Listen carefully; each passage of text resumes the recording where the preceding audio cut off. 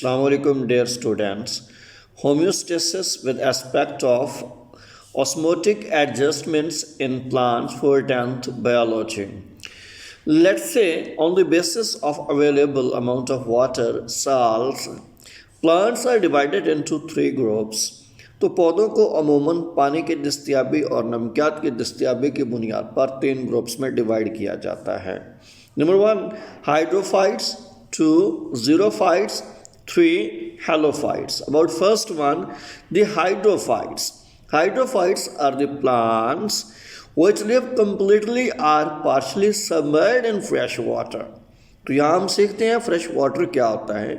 Moving water is called fresh water. हरकत करता हुआ पानी फ्रेश वाटर कहलाता है.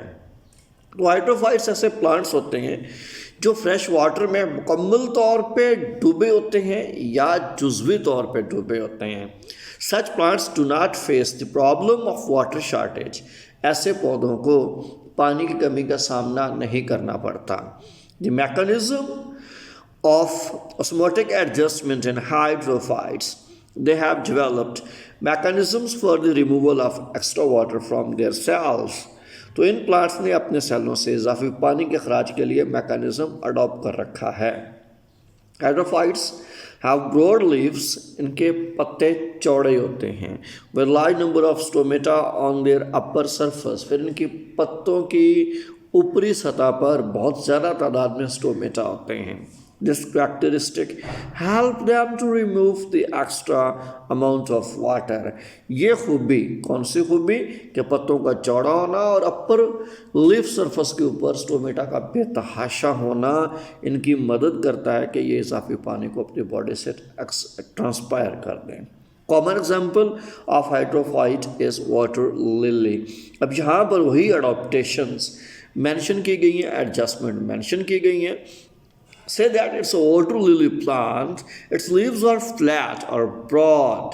They have large air spaces in leaves. पत्तों में एयर स्पेसेस भी बेतहाशा हैं. There are small roots. जड़ें बहुत कम हैं. इसी तरह से the stomata concentrated on the upper epidermis. Stomata इनकी अपर एपिडर्मस पर होते हैं. तो ये 3-4 किस्म के फैक्टर्स इनमें पानी जितना ज़रा जज़ब होता है उतना ही एक्सक्रीट करने में या रिमूव आउट करने में हेल्पफुल साबित होते हैं. लिहाजा इनके ऊपर पानी में रहते हुए कोई नेगेटिव प्रेशर एग्जिस्ट नहीं कर पाता और ये वहाँ पर सर्वाइव कर जाते हैं. Now second major type of osmotic adjustment in plant is xerophytes. Xerophytes live in dry environment. ये ऐसे पौधे होते हैं जो खुश्क माहौल में पाए जाते हैं. Cuticle, they have thick and waxy cuticle over their epidermis. इनकी एपिडर्मस पर मोटी क्यूटिकल होती है और वैक्स की बनी हुई क्यूटिकल होती है. क्यों? Function is that to reduce water loss from internal tissues. चूँकि ये खुश्क माहौल में पाए जाते हैं वहाँ पर गर्मी टेम्परेचर ज़्यादा होता है तो रेट ऑफ ट्रांसपायरेशन का खदशा भी ज़्यादा होता है. तो रेट ऑफ ट्रांसपायरेशन को कम करने के लिए इनमें थिक क्यूटिकल होती है. यही thick cuticle reduce the water loss from internal tissues. पौधे के अंदरूनी टिश्यूज से पानी के अखराज को कम करती है.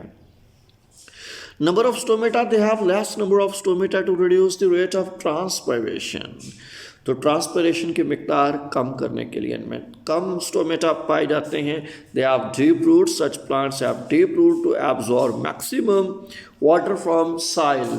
तो मिट्टी की गहराई तक, निचले हिस्सों तक डीप रूट्स होती हैं जो मैक्सिमली पानी जज़ब करके पौधे के वाटर मेटाबॉलिक रिक्वायरमेंट को पूरा करते हैं.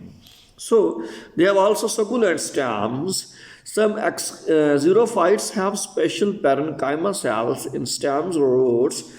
तो कुछ xerophyte के तनों या जड़ों में ख़ास किस्म के parenchyma cells होते हैं in which they store large quantities of water.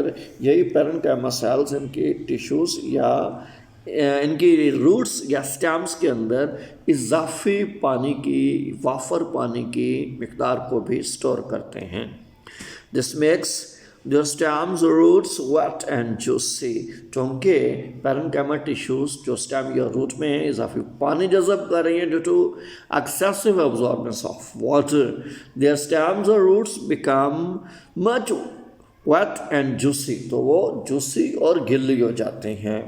Called succulent organs, ऐसे ऑर्गन को हम सकुलेंट ऑर्गन कहते हैं. यानी सकुलेंट ऑर्गन्स वो होते हैं जो पानी की एक्सेसिव अमाउंट जज़ब करके गिले हो जाए और जूसदार हो जाए, वो सकुलेंट ऑर्गन कहलाते हैं. Common example of xerophytes cacti singular is cactus. तो यहाँ पर ये मेंशन किया गया है ज़ीरोफाइट्स का एक टिपिकल प्लांट. अगर आप गौर करें तो they have thick vaccine cuticle layer, small leaves, usually needle shape leaves, पत्ते नीडल शेप होते हैं. वैक्सी क्यूटिकल लेयर इसके अंदर बड़ी मोटी होती है.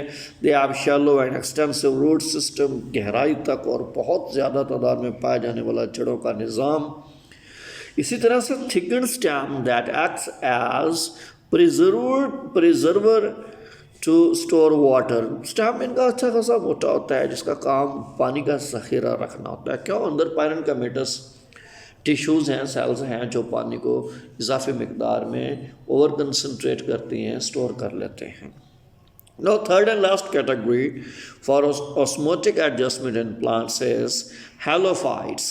Halophytes live in sea waters and are adapted to salty environments. ये समंदर के पानी में पाए जाते हैं और नमकीन माहौल के लिए अडाप्टेशंस रखते हैं. Entry of salts enter in the bodies of such plant due to their higher concentration in sea water. जैसा कि आप जानते हैं समुद्री पानी में नमकियात बहुत ज़्यादा होता है, क्योंकि ये समंदर के अंदर प्लांट्स होते हैं. तो जैसे ही पानी को एब्जॉर्ब करते हैं, higher concentration of salt enters into their body. तो जैसे ही ये समुद्री पानी को जज़ब करेंगे, साल्ट की ज़्यादा मकदार इनकी बॉडी में चली जाती है. Removal of water tends to move out of their cells into hypotonic sea water. तो पानी अमूमन इनकी बॉडी से निकलकर हाइपोटोनिक सी वाटर में चला जाता है. What is the mechanism of osmotic adjustments. तो ऑस्मोटिक एडजस्टमेंट का जो बेहतर इनके अंदर मैकेनिज्म है, when salts enter into cells plants carry out active transport to move and hold large amount of salt in vacuoles. मोमो जब साल्ट्स प्लांट के सेलों में एंटर होती हैं तो प्लांट्स में एक्टिव ट्रांसपोर्ट होती है. वो एक्टिव ट्रांसपोर्ट उनके वैक्यूल सेल साइटोप्लाज्म से साल्ट को निकाल कर वैक्यूल में इकट्ठा कर देती है. दैट्स व्हाई वो साइटोप्लाज्म रहने के काबिल होता है, वहाँ सर्वाइव कर सकता है. Cells are not allowed to move throughout the semi-permeable membranes of the vacuole. तो जो साल्स होती हैं यूरोफे आम में semi permeable membrane of vacuole के जरिए नहीं बल्कि एक्टिव ट्रांसपोर्ट होती है. So the sap of the vacuoles remains even more hypertonic than sea water. यही वजह है कि इनके सेलों के वैक्यूल्स या सैप ऑफ द वैक्यूल अमूमन सराउंडिंग सी वाटर से ज़्यादा हाइपरटोनिक होता है. This way water does not move out of the cell. यही वजह है कि पानी सेलों के अंदर दाखिल ही नहीं होता, पानी सेलों से बाहर नहीं आ पाता क्योंकि इनके वैक्यूल के अंदर बेताशा साल्स होती हैं. कॉमन एग्जाम्पल आर मैंने से ग्रॉसेस. यहाँ ये हल्का सा कंपैरिजन दिया गया है. लेफ्ट साइड पे ज़ीरोफिटिक अडॉप्टेशंस हैं और राइट साइड पे हेलोफिटिक हैं. ज़रा हेलोफिटिक को हम देखते हैं. They have altered flowering schedule, segregation of lines in vacuoles, partitioning of toxic ions to leaves, excretion of salt through the salt glands, restricting entry of ions at roots. So these are adaptations of the halophytes. So thank you for watching me. Stay blessed. Allah Hafiz.